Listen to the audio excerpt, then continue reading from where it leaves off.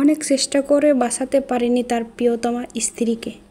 দীর্ঘদিন ক্যান্সারের সাথে লড়ে 2022 সালের সেপ্টেম্বর মাসে যুক্তরাষ্ট্রের একটি হাসপাতালে চিকিৎসাধীন অবস্থায় মারা যান আনিসুর রহমানের দ্বিতীয় স্ত্রী পলি। চেষ্টায় ত্রুটি করেননি। স্ত্রীর মৃত্যুর পর 3 বছর আনিসুর রহমান একাই ছিলেন।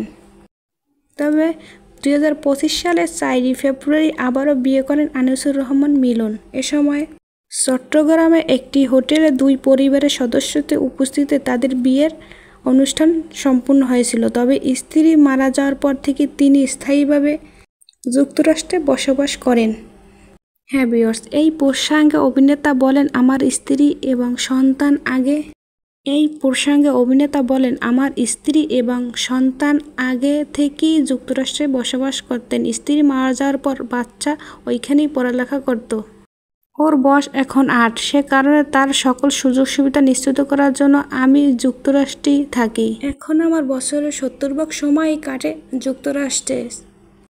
বাংলাদেশের অভিনয় ছেড়ে দিয়েছি বলেই জানা যায়। তবে মিলন এবং মিলনের ছেলে যুক্তরাষ্ট্রে স্থায়ীভাবে বসবাস করলেও তার স্ত্রী তানিয়া শারমিন শিপা দেশেই থাকেন।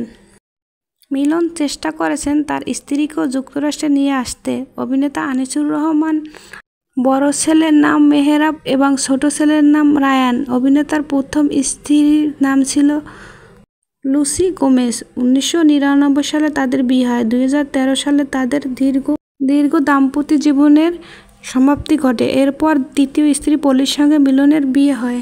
হ্যাঁ ভিউয়ার্স, তবে জানা যায় 2013 সালে অক্টোবরে শ্রীলঙ্কায় স্ত্রী পুত্রসহ সামাজিক মাধ্যমে ফেসবুকে ছবি প্রকাশ করেন আনিসুর রহমান।